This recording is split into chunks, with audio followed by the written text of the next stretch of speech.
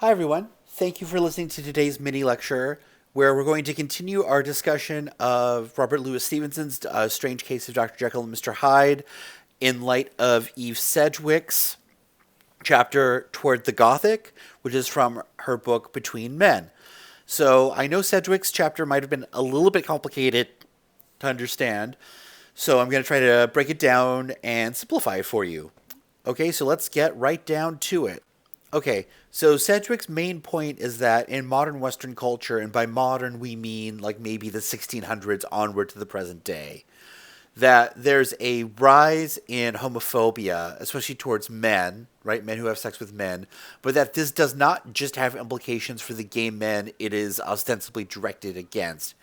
Instead, what she argues is that it is primarily a tool for regulating, policing, and manipulating all men in society, and especially those who identify as heterosexual.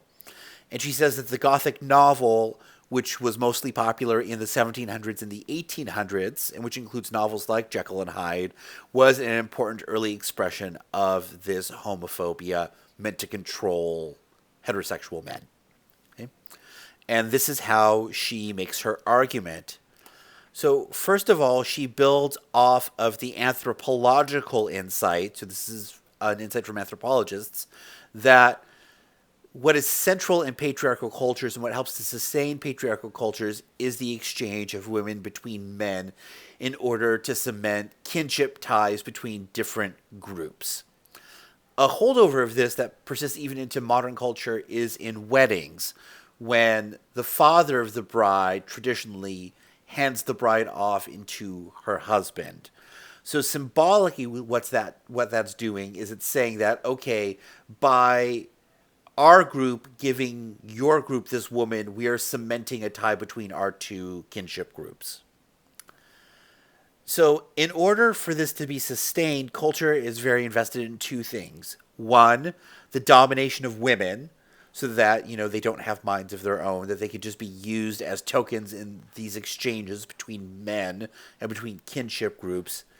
And two, the other thing that has to happen is that men have to be pressured into participating in the exchange of women through marriage, right, in order to cement these kinship ties.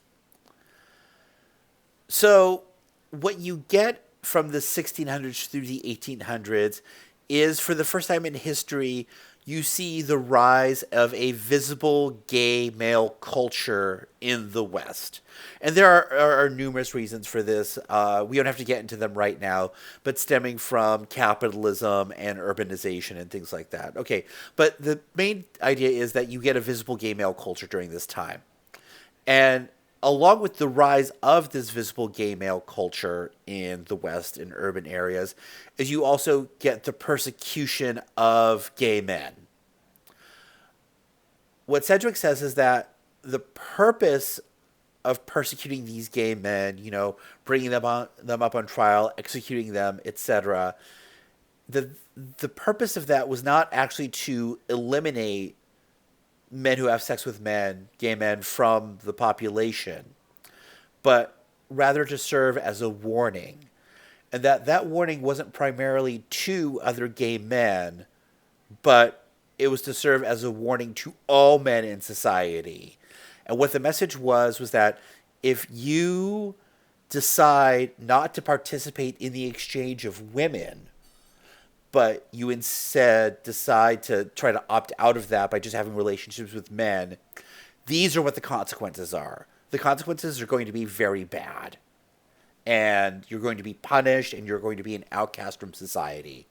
So it was to pressure all men to say, hey, even if you might be a little, curious about this, or you think you might want to be involved in this, don't do it, because this is what's going to happen. Because you need to be exchanging women. So how this works is that it ends up instilling in all men a deep paranoia about the fear of potentially being seen as gay, or even the potential of actually harboring sexual interest in other men. So it creates this paranoia that, oh my God, if I feel this way, these bad things are going to happen to me. So the result is that it creates a situation where men start to really police themselves and their desires and their actions and their activities because, oh, I don't want to be perceived as potentially interested in other men. And especially, I don't want to even admit to myself that maybe potentially I might be interested in other men even once in a while, right? So, this is a reason, according to Sedgwick, why so many all male environments, we might think of fraternities, sports teams, all male clubs, things like that, the military, why these all male environments can also be so intensely homophobic. Because when it's just men together, right, there becomes this paranoia that, like, oh, us being together, we have to make sure that this doesn't become sexual or erotic, right? Because if it is, then we will be outcast and we'll be socially punished, right? So we really have to police ourselves, right? And make sure that none of that goes on. So this is what Sedgwick calls homosexual panic. This intense fear and paranoia among all men, among especially heterosexual straight men, that, oh, I have to make sure that I don't harbor any desire between men and that no one perceives me as even potentially harboring those desires. So, according to Sedgwick, the Gothic novel of the 1700s and 1800s is a key historical and cultural expression of male homophobia and homosexual panic. So that these novels are really express this kind of paranoia. And in order to support this hypothesis, she talks about how so many Gothic novels are often structured around a paranoid relationship between two men, where one man is hunted by another man who's trying to overpower and control him. And we'll see, it's probably pretty obvious how this is relevant to Dr. Jekyll and Mr. Hyde, but I also want you to keep this in mind when we start reading Dracula in a couple of weeks.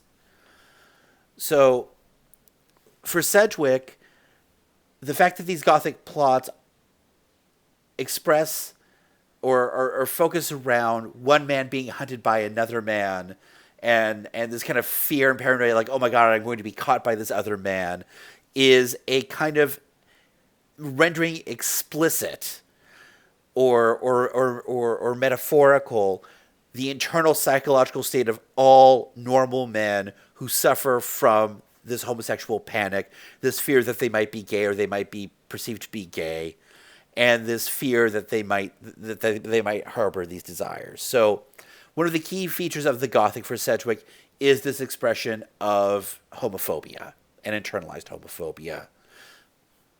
So, what I would like you to do for Facebook this week is I would like you to talk about how Utterson's search for Hyde and or Dr. Jekyll's relationship to Hyde embody the homosexual panic that Sedgwick identifies as one of the key defining features of the Gothic novel.